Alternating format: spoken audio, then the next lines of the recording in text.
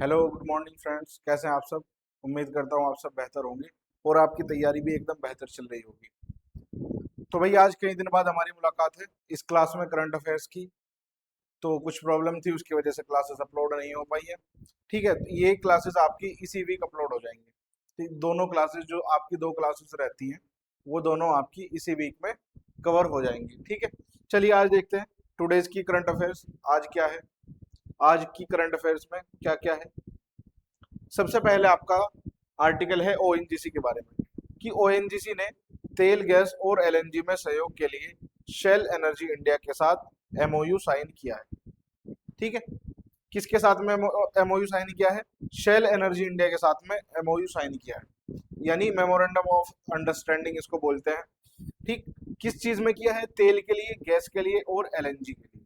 LNG क्या होती है भाई, बता सकता है आप में से कोई एलएनजी क्या होती है? ठीक है, लिक्विड नेचुरल गैस बोलते हैं इसको। ठीक है, एलएनजी कैसे बनती है, कैसे बनती है वो भी बता सकता है कोई? चलो एक क्विक रिमाइंडर आपको दे देता हूँ, एक क्विक रिमाइंडर आपको दे देता हूँ। जो आपकी नेचुरल गैस होती है, एनजी नेचुरल गैस, जब इसको -162 डिग्री सेल्सियस पर ठंडा किया जाता है, जब इसको -162 डिग्री सेल्सियस पर ठंडा करते हैं तो ये लिक्विड फॉर्म में हो जाती है। ठीक है, ये लिक्विड फॉर्म में चली जाती है, इसी को हम बोलते हैं एलएनजी। अब ये जो एलएनजी होती है, इस एलएनजी को ट्रांसपोर्ट करना इजी है। ठीक है, हम इसको ट्रांसपोर्ट करते हैं, परिवहन करते हैं, जहां भेजना है वहां पे भेजेंगे, ट्रेड करेंगे, इसका जो करना है वो करेंगे। फिर जब ये फाइनल जिसको मिल जाएगी, यानी अपने अंतिम गंतव्य तक चली जाती है, वहां पर जाने के बाद में इसका वापस से रीगैसिफिकेशन किया जाता है। रीगैसिफिकेशन इसका वापस से किया जाता है और फिर से ये क्या बन जाती है? नेचुरल गैस बन जाती है। ठीक है, तो ये एक एलएनजी है, जैसे सीएनजी है ऐसे ही एलएनजी है। तो मुझे लगा आपको बताना चाहिए इसके बारे में। ठीक है, चलिए देखते हैं क्या क्या बातें हुई हैं। सरकारी company oil and natural gas corporation, oil and natural gas corporation यानी ओएनजीसी ने भारत के एनर्जी सेक्टर में सहयोग के मौकों का पता लगाने के लिए Shell Energy India Private Limited के साथ एक एमओयू साइन किया। इसमें मुख्य रूप से अपस्ट्रीम तेल और गैस, अपस्ट्रीम तेल और गैस और एलएनजी पर ध्यान दिया जाएगा। अब यहाँ पर एक चीज और है, वो है आपका अपस्ट्रीम तेल, यानी अपस्ट्रीम ऑयल और गैस और एलएनजी। यानी अपस्ट्रीम क्या है? ये जो आपके सामने अपस्ट्रीम लिखा हुआ है, ये क्या है अपस्ट्रीम? ठीक है, तो मैं अगर आपको इसके बारे में बताऊं, अपस्ट्रीम के बारे में, क्या होता है अपस्ट्रीम? अपस्ट्रीम क्या होता है? तो जो आपका ऑयल का बिजनेस है, जो आपका ऑयल का और गैस का जो बिजनेस होता है, यानी ऑयल एंड गैस इंडस्ट्री है जो आपकी, कौन? Oil and gas industry, oil and gas industry. ठीक है, अब ये तीन तरीकों से काम करती है, तीन स्टेज पर काम करती है, या आप ये बोल दे, या बोल दे इसके तीन भाग हैं। ठीक है, इसके तीन भाग हैं। पहला है आपका कौन सा? अपस्ट्रीम। कौन सा है पहला? अपस्ट्रीम। दूसरा है आपका मिड स्ट्रीम। कौन सा है? Mid stream. और तीसरा है आपका डाउन स्ट्रीम। ये वर्ड अक्सर आपको देखने को मिलेंगे न्यूज़पेपर में, या जब भी आप करंट अफेयर्स पढ़ेंगे तो ये वर्ड्स आपको देखने को मिलेंगे कि अपस्ट्रीम तेल, मिड स्ट्रीम तेल या डाउन स्ट्रीम तेल। तो ये होते क्या है अपस्ट्रीम तेल? ये जो अपस्ट्रीम तेल है, ये आपका शुरुआत का चरण है, यानी जब जमीन के अंदर या समुद्र के अंदर हम तेल को आइडेंटिफाई करते हैं कि यहाँ पर तेल है, गैस है, तो जब हम उसके गैस के भंडार को आइडेंटिफाई करते हैं, ठीक है, और उसको निकालने के लिए ड्रिलिंग करते हैं, कुएं खोदते हैं, ठीक है, और ये जो कच्चा गैस और तेल हम निकालते हैं, इसको हम क्या बोल देते हैं? इसको बोलते हैं हम अपस्ट्रीम। ठीक है, अपस्ट्रीम तेल यानी ड्रिल करके जो निकाला हुआ तेल है, यानी इसका सीधा सीधा यहाँ पर कच्चा तेल है, इसका मतलब क्या है? सीधा सीधा कच्चा तेल है यहाँ पर। फिर आपका है मिड स्ट्रीम। मैंने आपको बताया कि ऑयल एंड गैस इंडस्ट्री जो है वो तीन डिपार्टमेंट्स पे काम करती है, या तीन भागों में काम करती है। पहला पार्ट है उसमें अपस्ट्रीम का, जिसमें हम तेल को आइडेंटिफाई करते हैं, उसकी ड्रिलिंग करते हैं और उसको बाहर निकाल लेते हैं। फिर दूसरा काम है आपका मिड स्ट्रीम, यहाँ पर आपका है ट्रांसपोर्टेशन। यहाँ पर आपका क्या है? ट्रांसपोर्टेशन। एक तो परिवहन और दूसरा भंडारण। परिवहन करेंगे उसको, भंडारण करेंगे उसका। ठीक है, फिर आपका तीसरा काम है डाउन स्ट्रीम। यानी यहाँ पर जो तेल आपने इकट्ठा किया हो, जो आपने एक जगह से दूसरी जगह भेजा है, इसको समझ रहे हैं आप, परिवहन करके निकालेंगे तो कहाँ पे भेजेंगे? रिफाइनरी में भेजेंगे, रिफाइन करने के लिए। भाई कच्चे तेल से आपको डीजल प्राप्त करना है, पेट्रोल प्राप्त करना है, गैस निकालनी है, वो सारे काम कहाँ पे होते हैं? डाउन स्ट्रीम में होते हैं। ठीक है, वो सारे काम कहाँ पर होते हैं भाई? डाउन स्ट्रीम में होते हैं। ठीक है, यहाँ पे ऑयल को रिफाइन किया जाता है, पेट्रोल डीजल उसमें से निकाला जाता है और कंज्यूमर्स तक पहुंचाया जाता है एंड डाउन स्ट्रीम में। तो 3 डिपार्टमेंट में काम करता है, ये भी आपको पता लग गया। अब देखते हैं वापस से हमारा आर्टिकल, देखते हैं। पार्टियां, अब इसमें पार्टियां कौन कौन थी? 2 कंपनी थी, ओएनजीसी और Shell Energy Private Limited. Shell Energy India Private Limited, ये 2 कंपनी है। जो आपसे क्वेश्चन पूछेगा वो यही पूछ लेगा कि ओएनजीसी ने किसके साथ में एमओयू साइन किया है। तो आपको पता होना चाहिए Shell Energy India Private Limited, इसके इसके साथ में एक एमओयू साइन किया गया है। दूसरी चीज आपको पता होना चाहिए, ओएनजीसी जो कंपनी है ये एक सरकारी कंपनी है। इसकी फुल फॉर्म क्या है? Oil and natural gas company, ये इसकी फुल फॉर्म है। इस्टेब्लिशमेंट इसकी कब हुई थी, यानी इसकी स्थापना कब हुई? तो इसकी स्थापना आपकी 1956 में हुई। स्थापना आपकी कब हुई है? 1956 में हुई है। 1956 में इसकी स्थापना हुई। इसका हेडक्वार्टर कहाँ पे है? हेडक्वार्टर इसका न्यू दिल्ली में है। हेडक्वार्टर इसका कहाँ पर है भाई? न्यू दिल्ली में है। और इसका काम क्या है?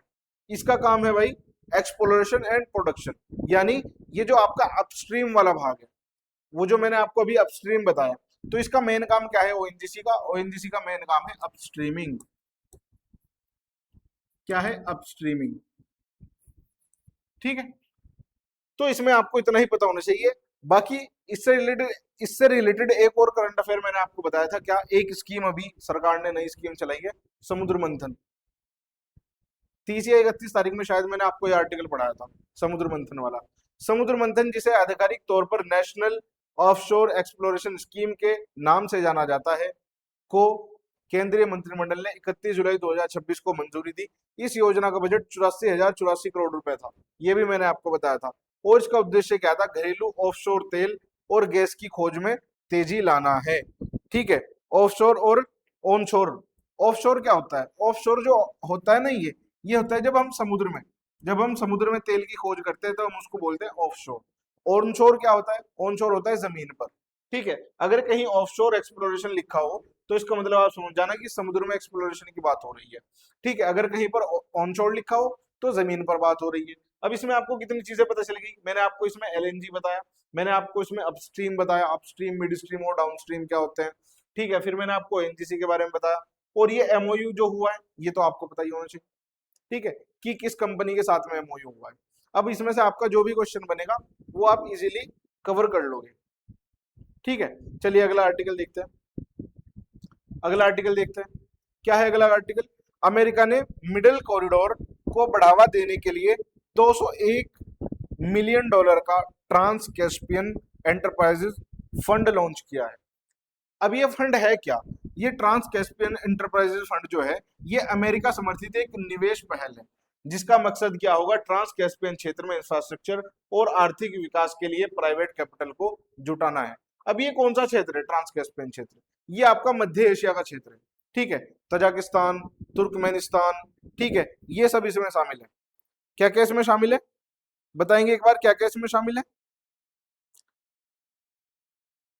ठीक है, तुर्कमेनिस्तान, कजाकिस्तान, दक्षिण पश्चिमी कजाकिस्तान, वही सब क्षेत्र, इस क्षेत्र को मिलाकर के क्या बोला जा रहा है? ट्रांस कैस्पियन क्षेत्र। ठीक है, तो यहाँ पर अब देखिए आप, यहाँ पर क्या हो रहा है? जो ट्रांस कैस्पियन क्षेत्र है, अब जो रशिया का जो मेन काम है, क्योंकि रशिया का पड़ोस है और रशिया के जो काम हो रहे होंगे वो सारे यहाँ से हो रहे होंगे।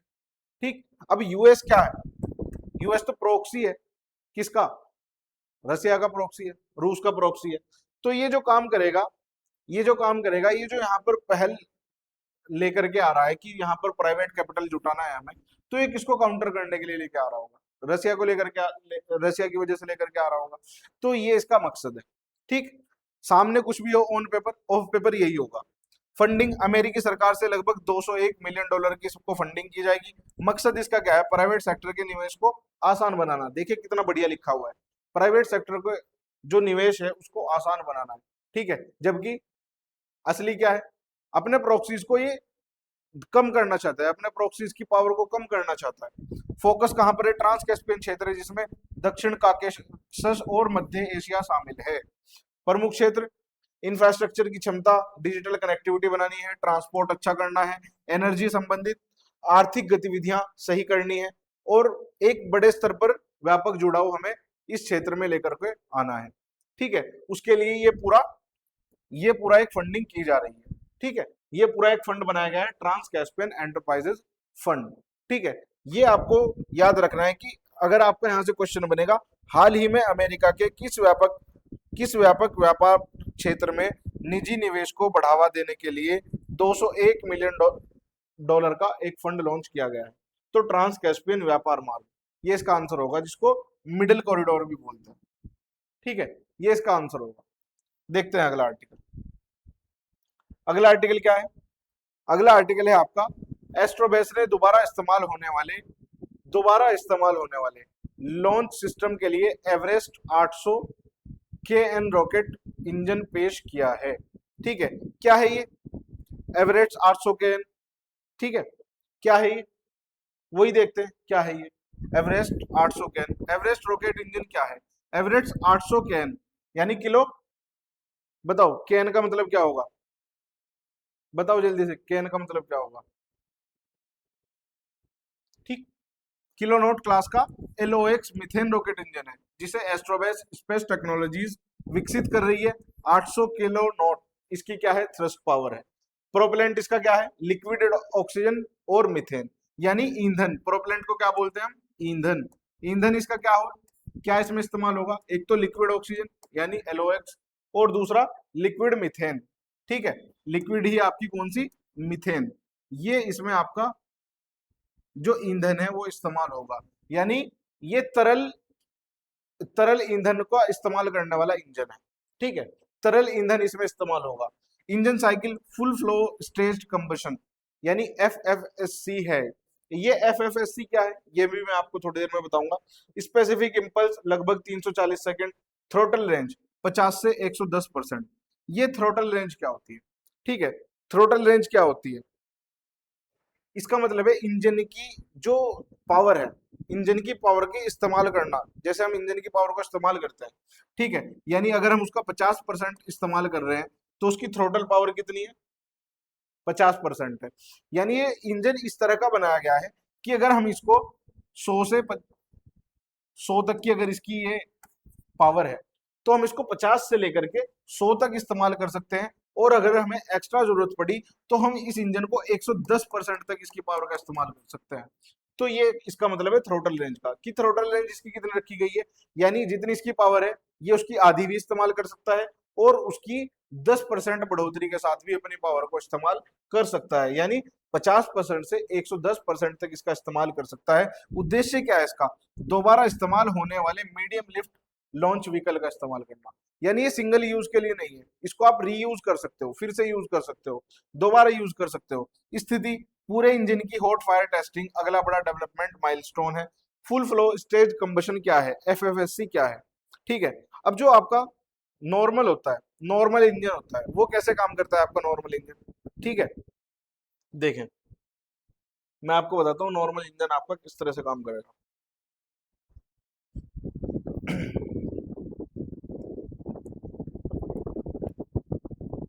ये एक पंप है। ठीक है, सपोज करें ये एक पंप है, हमने इसमें ईंधन डाला LOX यानी लिक्विड ऑक्सीजन और मीथेन, ये ईंधन डाल दिया इसमें। ठीक है, ये पंप है, ईंधन जलेगा तो पंप चलेगा, ईंधन जलेगा पंप चलेगा, और पंप चलेगा तो पहले ही जो ईंधन था ये थोड़ा बहुत इस्तेमाल होगा इस पंप को स्टार्ट करने में। ठीक है, थोड़ा बहुत तो इस्तेमाल होगा इस पंप को स्टार्ट करने में। ठीक है, और फिर ये मेन चीज है, ये आपका मेन इंजन है। ठीक है, फिर ये जो LOX है ये आपका यहाँ पर जाएगा, LOX और मीथेन यानी लिक्विड ऑक्सीजन और लिक्विड मीथेन आपके यहाँ पर जाएंगे, और फिर आपका जो इंजन है वो पूरी तरीके से चलेगा। ठीक है, अब इसमें क्या दिक्कत है? इसमें एक तो दिक्कत यह है कि पहले तो ये यहाँ पर इस्तेमाल होगा। ठीक है, सपोज करें यहाँ पर 5% इस्तेमाल हो गया ईंधन, 5% ईंधन यहाँ पर इस्तेमाल होगा, फिर ये यहाँ पर पूरा एक साथ हो जाएगा इस्तेमाल। जब एक साथ ये थ्रस्ट देगा तो इंजन जल्दी गर्म हो जाएगा, इंजन आपका जल्दी गर्म हो जाएगा। अब ये नुकसान है, ठीक है, अब ये नुकसान है। तो इससे इसको ओवरकम करने के लिए हम क्या लेकर के आ रहे हैं, हम लेकर के आ रहे हैं FFSC, जो भी आपने आर्टिकल में देखा, फुल फ्लेज, क्या है ये, FFSC, यानी फुल फ्लेज इंजन है, ठीक है, जो भी आपने देखा है। ठीक, इसमें कैसे होगा, इसमें कैसे होगा, इसमें हमने कोई प्री बर्नर लिया है, यानी पहले से जलाने वाला प्री बर्नर, कोई प्री बर्नर इसमें हम कोई लेंगे, ठीक है, और उसमें LOX और लिक्विड ऑक्सीजन यानी और मीथेन, दोनों इसमें डालेंगे प्री बर्नर में, ठीक है।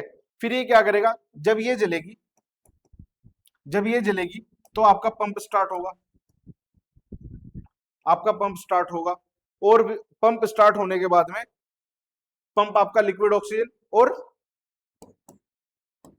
मीथेन, इन दोनों को एक साथ जलाएगा, ठीक है, इन दोनों को एक साथ जलाएगा, और फिर आगे इंजन ये वाली स्थिति आएगी, फिर आपका इंजन चलेगा, ठीक है।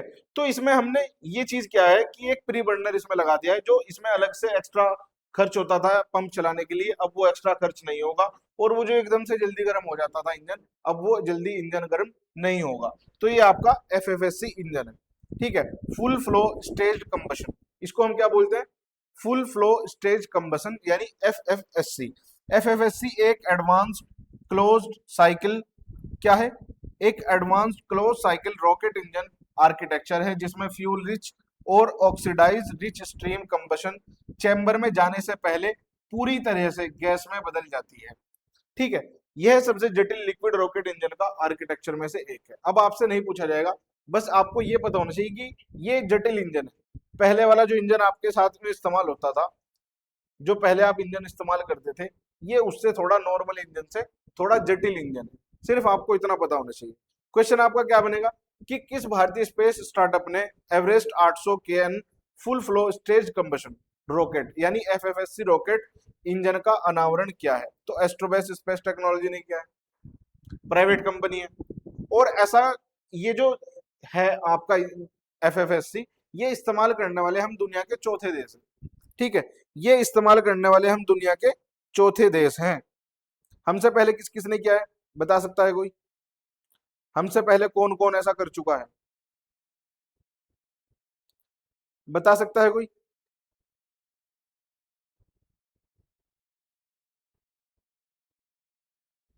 चले, ये आप बताएंगे कमेंट्स में, ठीक है, ये आप बताएंगे कमेंट्स में कि बाकी के तीन कौन से, चीन होगा, US होगा, तीसरा कौन है, तीसरा और कौन कर सकता है चीन और US के अलावा,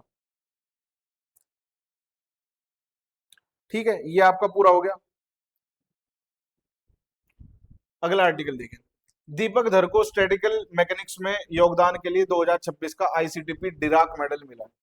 सीधी सी बात, अगर आपसे पूछेगा, यही पूछेगा कि डिराक मेडल किसको मिला है, तो आप नाम याद रखेंगे डिराक मेडल का, किसको मिला है, दीपक धर को मिला है, ठीक है। दीपक धर के बारे में का जन्म 30 अक्टूबर 1951 को हुआ प्रतापगढ़ में, उत्तर प्रदेश के। क्षेत्र इनका है थ्योरेटिकल फिजिक्स का।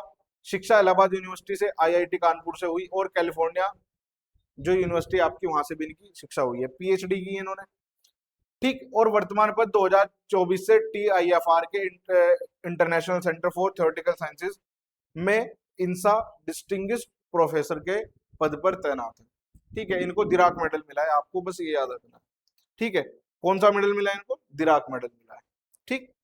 अगला आर्टिकल, दीप्ति गौर मुखर्जी उच्च शिक्षा सचिव नियुक्त हुई है।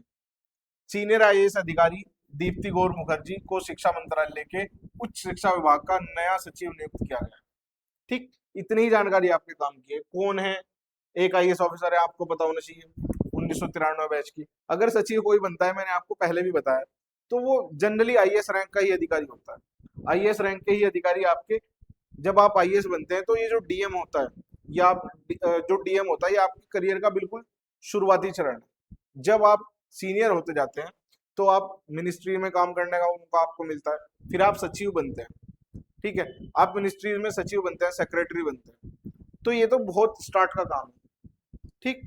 चलिए आगे देखते हैं और क्या आर्टिकल है। भारत ने लिंग्विस्टिक ओलंपियाड 2026 में 1 गोल्ड और 3 ब्रॉन्ज जीते हैं। अब ये क्या है linguistic olympiad, linguistic olympiad, linguistic का मतलब है भाषाई, भाषाई रूप में ओलंपियाड अगर हो रहा है, इसमें क्या होता है, बहुत सारे देशों के बच्चे आकर के भाग लेते हैं, ठीक है। फिर उनका कंपटीशन होता है किस चीज में, भाई कोई नई लैंग्वेज के उनको चिन्ह दिखाए जाएंगे, कोई नई लैंग्वेज की उनको स्क्रिप्ट दिखाई जाएगी, उनमें से कितने लोग उसको आइडेंटिफाई करते हैं क्या है। तो इस तरह का एक अपना ओलंपियाड होता है ये भाषाओं के ऊपर, ठीक है। इस तरह का ओलंपियाड हुआ 2026 में, भारत ने इसमें भाग लिया और 1 गोल्ड और 3 ब्रॉन्ज मेडल जीते हैं। भारत का प्रदर्शन गोल्ड मेडल जीता है श्री लक्ष्मी वेंकटरमन ने। अगर आ जाए भाषाई ओलंपियाड का, जो गोल्ड मेडल है वो किसको मिला, तो श्री लक्ष्मी वेंकटरमन को। और ब्रॉन्ज मेडल किस किस को मिला, आरव अनिल राव, निशांत शंकर लक्ष्मणन और अद्वैय अद्वैय मिश्रा, अद्वैय मिश्रा, ठीक है। ऑनरेबल मेंशन मेजबान शहर, ये एक आपको पता चाहिए कौन था, बुखारेस्ट रोमानिया का, बुखारेस्ट शहर रोमानिया का, इसने इसकी मेजबानी की, यानी यहाँ पर ये होस्ट किया गया, यहाँ पर ये होस्ट किया गया। संस्करण था 23वां, ठीक है। तारीख थी 26 जुलाई से 2 अगस्त के बीच में। भागीदारी 40 से ज्यादा देशों के छात्रों ने इसमें भागीदारी की है, ठीक है। क्या है ये ओलंपियाड, सेकेंडरी स्कूल के छात्रों के लिए एक सालाना इंटरनेशनल प्रतियोगिता है जिसमें भाषाई समस्या समाधान और तार्किक सोच की परीक्षा ली जाती है। स्थापना इसकी 2003 में हुई थी। छात्र अनजान भाषाओं पर आधारित समस्याओं को हल करते हैं। भाषा विज्ञान या समस्याओं में इस्तेमाल की गई भाषाओं के बारे में पहले से कोई जानकारी होना जरूरी नहीं है, यानी जिस भाषा का आपसे सवाल हो रहा है उसको उसकी आपको पहले से जानकारी हो, इसमें ये कोई जरूरी नहीं है, ठीक है। समस्याओं में तर्क पैटर्न पहचानने की क्षमता, भाषा विश्लेषण और समस्या समाधान की परीक्षा ली जाती है, ठीक। तो ये आपको याद रखना है कि किस किस को कौन कौन सा मेडल मिला है। अब अगर गोल्ड आ जाए तो किसको मिला है, श्री लक्ष्मी वेंकटरमन को मिला है। 3 बाकी के मेडल भी आपको याद रखने हैं, ब्रॉन्ज किस किस को मिला है और 2026 में कहाँ पे हुआ था ये आपको याद रखना है, बुखारेस्ट रोमानिया में। आगे चलते हैं। फिर एक नया कानून आया संसद में, क्योंकि संसद का अभी मॉनसून सत्र चल रहा है, तो इसके पहले जो आपके काम हुए, अगर कोई कानून आना था तो उसके लिए सरकार क्या करती है, जब आपका संसद का सत्र ना चल रहा हो और सरकार को कानून लेकर के आना हो, तो सरकार लेकर के आती है ऑर्डिनेंस, जिसको हम बोलते हैं अध्यादेश। आर्टिकल 123, पहले भी आप में से बहुत सारे बच्चों ने जवाब भी दिया था कमेंट्स में, तो आर्टिकल 123 के तहत अध्यादेश लेकर के आती है। तो ये जो कानून था ये भारत में पहले से कानून था, अब इसको अमेंड किया गया है। तो ये जो बना था ये अध्यादेश आया था आपका जून के आसपास, जून में लगभग आपका अध्यादेश आया था। अब हमने उसको एक्ट बना दिया है, पार्लियामेंट में पास करा करके हमने उसको कानून बना दिया, एक्ट बना दिया। क्योंकि जो आपका ऑर्डिनेंस है वो परमानेंट नहीं होता, वो अस्थाई नहीं होता, वो होता है आपका अस्थाई, उसको स्थायी बनाना पड़ता है संसद में वोटिंग करा करके, ठीक है। तो इस तरह का ये एक बिल आया था, taxation and other laws bill 2026। इसमें विदेशी निवेशकों और व्यवसायों के लिए टैक्स में छूट देने की बात हुई, ठीक है।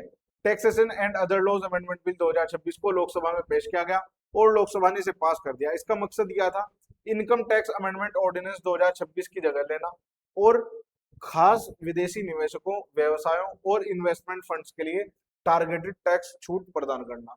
यानी जो आपकी इस तरह की इनकम है, जो आपकी इनकम में आपको छूट देनी है, कैसे, जो विदेशी निवेशक है, यानी जो फॉरेनर्स हैं और भारत में निवेश कर रहे हैं, तो उनको बोलते हैं विदेशी निवेशक। या इस तरह के व्यवसाय जो भारत में निवेश कर रहे हैं, या इस तरह के इन्वेस्टमेंट फंड, अगर कोई इन्वेस्टमेंट फंड है जो भारत से बाहर है, विदेश का है, और वो भारत में निवेश कर रहा है, तो अब वो निवेश कोई भी व्यक्ति क्यों करता है, कोई भी व्यक्ति निवेश करता है प्रॉफिट के लिए।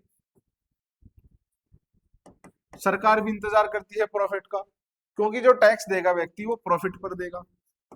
अब ये जो टैक्स था ये ज्यादा था, इस टैक्स में छूट देने के लिए आपका ये बिल लाया गया है।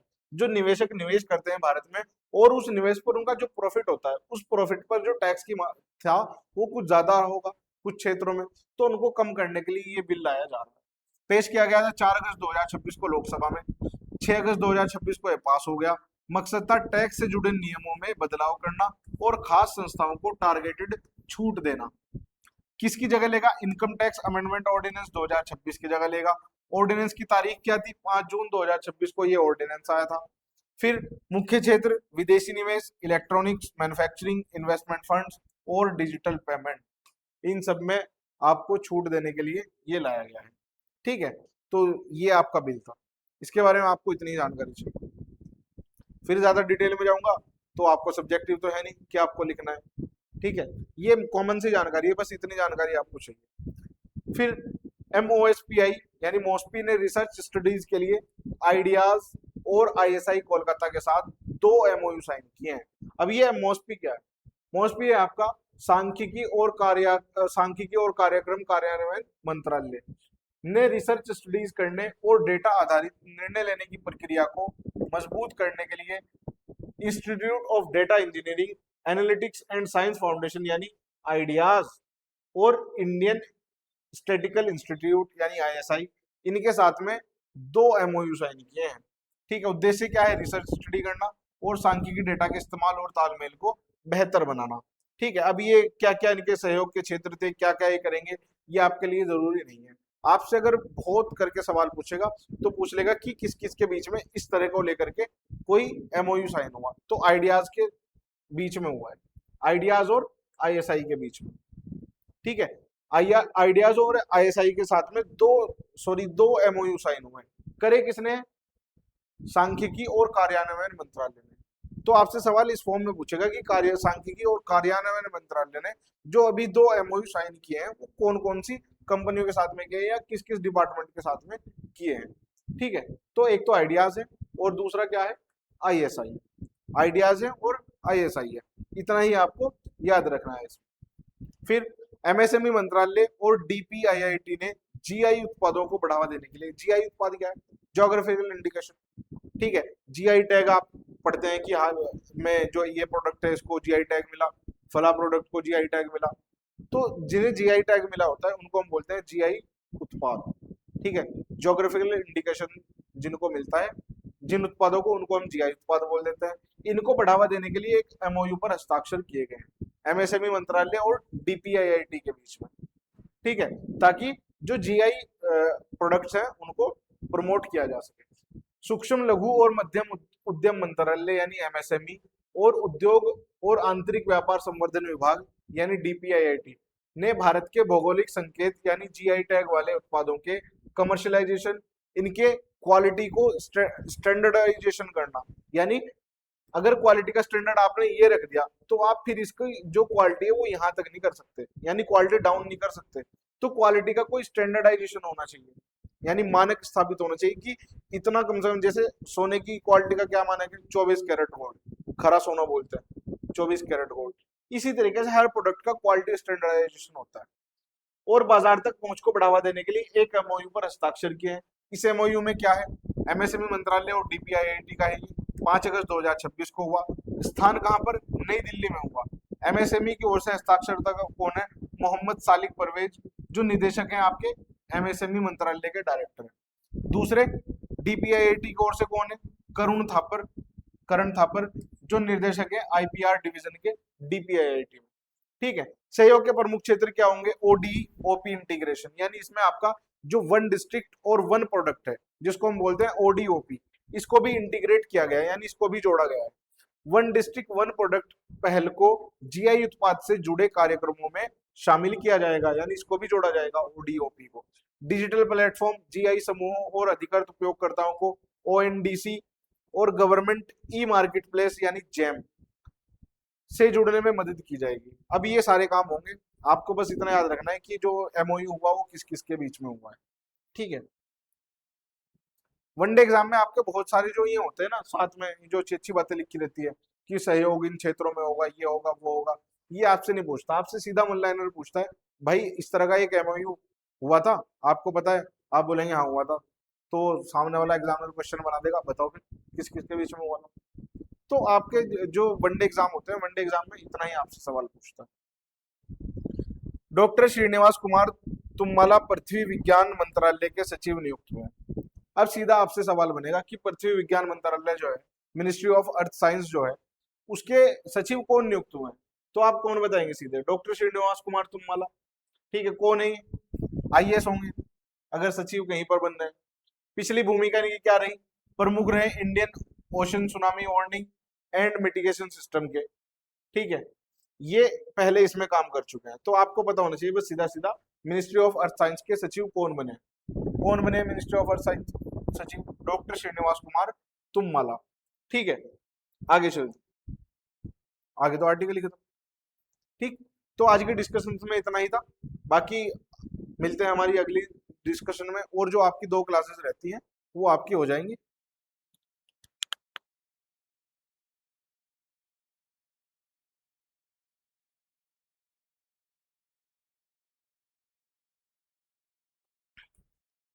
ठीक है भाई, तो अगर आपको क्लास अच्छी लगी है तो इसको शेयर करें अपने दोस्तों के साथ में। जो भी वनडे एग्जाम की तैयारी कर रहा है उसके साथ में आप ये क्लास जरूर शेयर करें। ठीक है, हो सकता है उसके कुछ फायदे में आ जाए, अगर आपके नहीं आ रही, ठीक है, उसकी रिक्वायरमेंट पूरी हो जाए। तो ये आपकी क्लास परमानेंट रहने वाली है। मैं आपसे कई बार ये बात कह चुका हूँ कि ये आपकी क्लास परमानेंट रहने वाली है। अभी जो 2 दिन ये ऑफ रहा, तो ये भाई कुछ ऐसा नहीं था कि हम ये करना नहीं चाहते थे, ये इसलिए 2 दिन का ऑफ रहा। हमारा जो कोचिंग सेंटर है ये आपको पता होना चाहिए, ये कावड़ मार्ग पर आता है। जो आपकी कावड़ यात्रा निकलती है ना हर साल, ठीक है, तो ये जो हमारा सेंटर है ये कावड़ यात्रा के जो मार्ग है उस पर आता है, कावड़ मार्ग पर आता है, मेन मार्ग पर। ठीक है, और ऐसा नहीं कि 100 200 300 मीटर दूर से ये निकलता है, नहीं। जैसे ये मेन रोड है, मेन रोड के साथ में एकदम जस्ट यहाँ पर हमारा सेंटर, बिल्कुल जस्ट साथ में।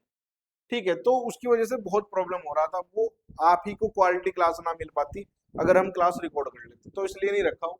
बाकी ये क्लास आप शेयर करें अपने दोस्तों के साथ में। छुट्टी इसमें बिल्कुल नहीं होगी, छुट्टी बस संडे की रहेगी, बाकी पूरा हफ्ता आपकी ये क्लास रहने वाली है। ठीक है, मिलते हैं फिर हमारी नेक्स्ट क्लास में। तब तक के लिए अच्छे से पढ़ते रहिए और अपने दोस्तों के साथ में इस क्लास को जरूर शेयर करिए।